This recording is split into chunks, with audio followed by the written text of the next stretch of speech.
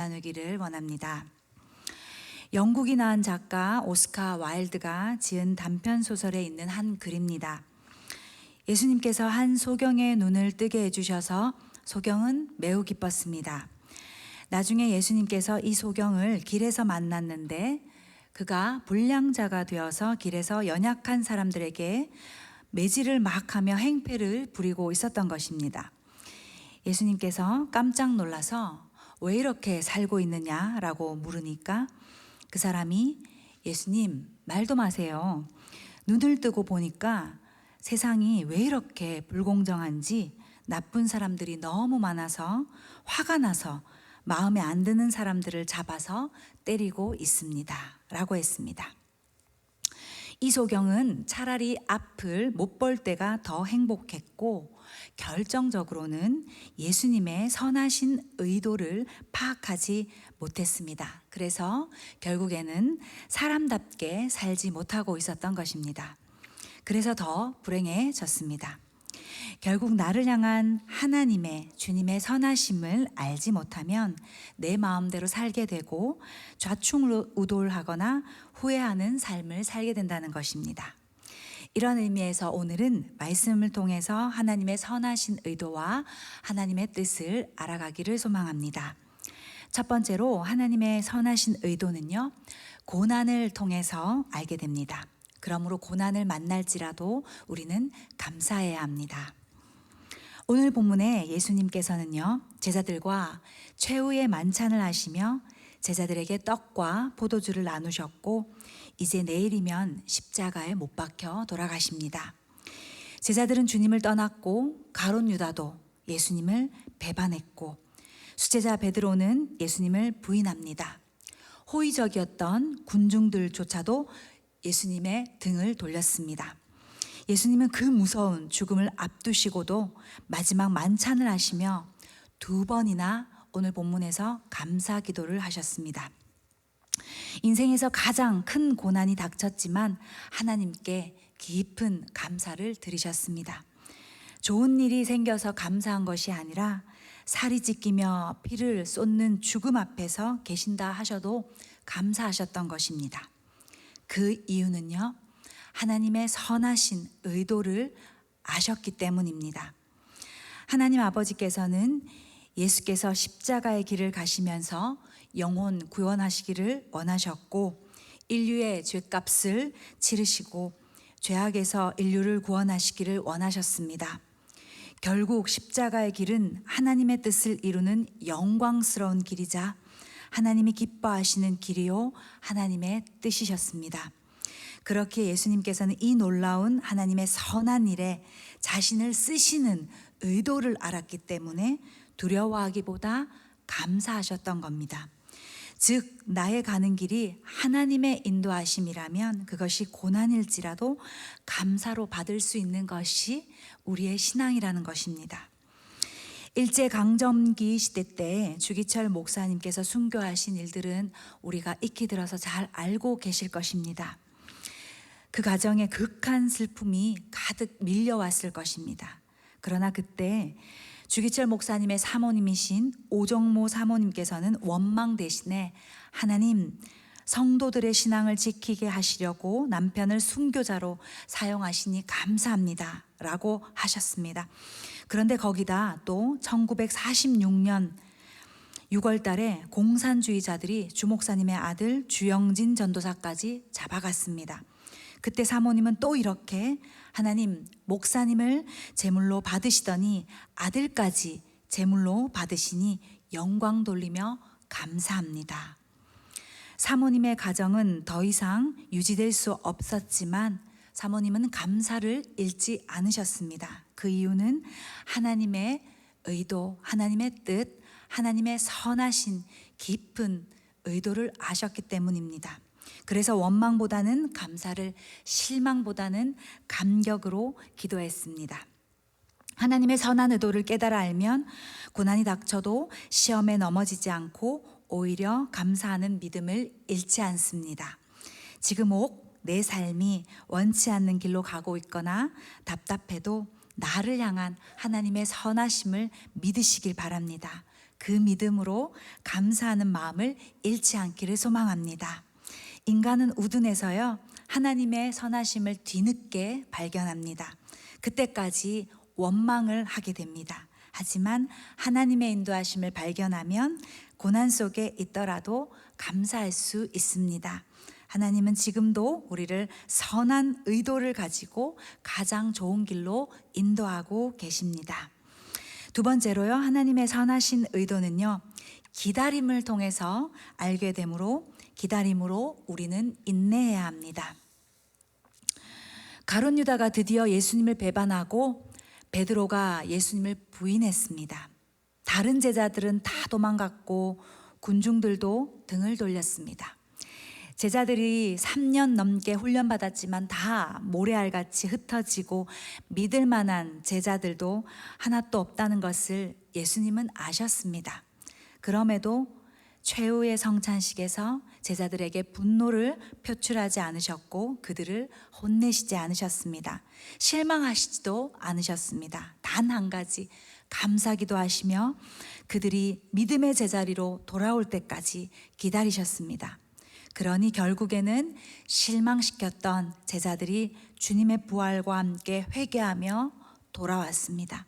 마가의 다락방에서 성령 충만받고 훈련받은 사람답게 다시 하나님의 영광을 위하여 쓰임받았습니다. 그리고 다시는 실패하지 않았습니다. 여기에 하나님의 진정한 선한 의도가 있습니다. 주님의 기다리심은 제자들뿐만 아니라 초기 기독교의 축복과 승리를 가져온 시작이 된 것입니다. 즉, 나를 향한 하나님의 선한 의도를 깨달으면 고난 중에도 감사할 수 있게 되고 그 의도가 우리가 알 수 있을 때까지 인내하며 기다릴 수 있다는 것입니다. 기다리다 보면 하나님의 선하신 뜻이 이루어집니다. 다윗은 젊은 시절에 사울 왕의 시기심에 정처 없이 쫓아다녀야 됐고 매우 피곤하고 지쳤습니다. 그럼에도 하나님이 언젠가는 자신을 쓰실 거라는 하나님의 계획과 선하신 의도가 이루어지기를 기도하며 인내하고 기다렸습니다. 한 번은 다윗 일행이 사울의 추적을 피하여 동굴에 숨어 있을 때 사울 왕이 다윗을 추적하다가 볼일을 보러 동굴로 들어왔지요. 이때 다윗의 부하가 다윗이 왕이 되는 기한이 단숨에 사울을 죽이자 했지만 그때 다윗은 부하들에게 사울 왕의 손끝 하나도 다치지 말게 하라고 했습니다. 하나님의 선하신 의도가 자연스럽게 이루어질 때까지 끝까지 기다리겠다 한 것입니다. 여기에 다윗의 믿음이 있습니다. 다윗은 하나님의 선하신 의도가 이루어질 때까지 기다렸고 결코 하나님보다 앞서지 않았습니다. 그래서 시편 7장 17절에서 다윗은 힘들게 쫓겨다니면서도 이렇게 고백했습니다. 우리 함께 말씀 읽어보겠습니다. 내가 여호와께 그의 의를 따라 감사하며 지존하신 여호와의 이름을 찬양하리로다. 아멘.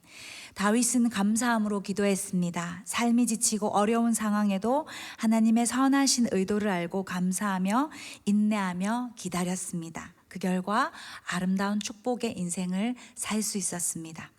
아무리 고난이 커도 하나님의 선하신 의도를 기억하고 감사함으로 믿음으로 인내하며 기다리는 것이 중요합니다. 기다리다 보면 그 선하신 뜻이 구체적으로 열매로 나타나는 때가 옵니다.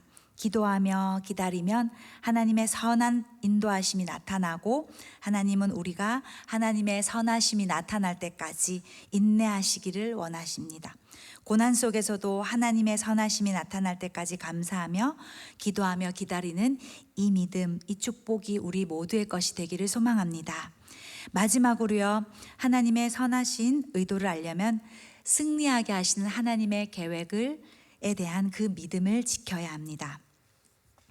예수님께서 십자가의 죽음을 앞두고 감사 기도를 하시면서요, 하나님의 선하심을 기다린 이유는요, 최종적인 목적은 하나님의 인도하심, 자신을 죽은 자 가운데서 부활케 하여 승리를 안겨주시는 하나님의 인도하심을 믿었기 때문입니다.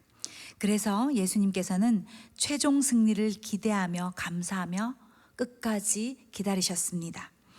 예수님께서는 이미 십자가에 못 박히시기 전에 자주 나는 십자가에서 죽고 3일 만에 살아날 것이다 라고 예언하셨습니다.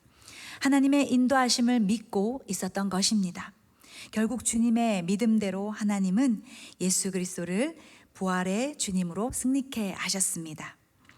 지금도 하나님은 하나님을 믿고 따르는 백성을 최종적으로 승리하게 하신다는 것입니다. 장차 영생과 하늘나라의 상급이 있을 것을 믿기에 지금 이곳에서 힘이 붙이도록 헌신하는 사람들을 하나님께서는 축복하시고 그렇게 그것을 약속하십니다. 우리도 이 약속을 믿고 끝까지 충성을 지속할 것을 소망합니다. 밀림의 성자 슈바이처를 잘 아실 것입니다. 평생 동안 아프리카에서 혹독한 고통을 겪으면서도 아프리카 원주민들을 위해서 자기 생애를 바쳤습니다. 그가 90살 되었을 때 그의 친구에게 보낸 마지막 생애의 편지에서 그는 이렇게 감사를 고백했습니다. 자네가 이 편지를 받는 날에는 아마도 난 죽을 것 같네. 내가 죽었다는 소식을 듣더라도 슬퍼하지 말게. 나는 이 세상에서 가장 축복받은 자이네. 불쌍한 사람들을 섬기는 사업에 60년을 헌신했고 90세가 될 때까지 인류에게 선한 일을 계속하며 쓰임받은 것은 하나님의 큰 은혜와 사랑의 섭리였네. 이런 삶을 살도록 이끌어주신 하나님께 나는 너무 감사한다네. 그는 자신의 일생을 끝마치는 최후의 순간까지도 하나님이 자신을 책임질 것을 믿으며 평안과 감사로 충만했습니다. 누가 하나님의 선하신 의도대로 쓰임받을 수 있을까요? 누가 끝까지 충성할 수 있을까요? 그건 바로 이 땅에서의 수고가 그치고 저 하늘나라에 들어갈 때 내게 상급을 주실 하나님의 선하심을 믿는 자입니다.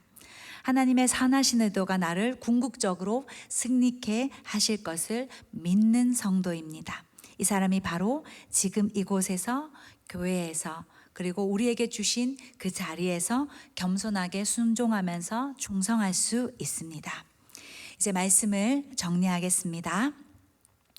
나를 향하신 하나님의 선하신 인도하심을 깨달아서 내 마음대로 사는 것이 아니라 하나님의 선하신 인도하심을 발견하고 그 뜻을 우리 모두가 따라서 살기를 소망합니다.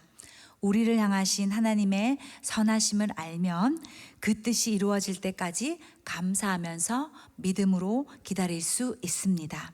그리고 고난의 터널을 지나서 하나님께서 우리를 영원한 승리자가 되게 하실 것을 믿고 이 땅에서 충성하고 순종하면서 하나님께 영광 돌리며 사는 우리 모두가 되기를 소망합니다. 이 믿음으로 그로 인한 축복을 다 누리는 우리 믿음의 성도님들 되시기를 소원합니다. 오늘은 함께